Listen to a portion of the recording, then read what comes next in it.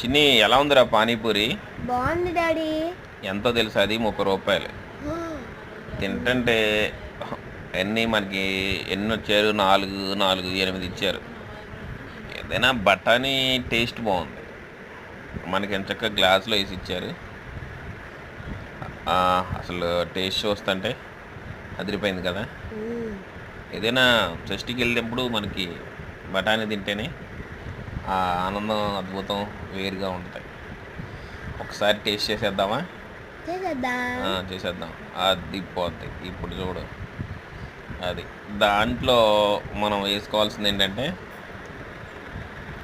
first అసలు ఆ taste ఉంటుందా, అందులో బఠానీ వేసి ఫస్ట్ బాబా, ఆ తర్వాత ఉల్లిపాయలు వేసుకొని, ఆ తర్వాత అలా పానీపూరి వేస్తే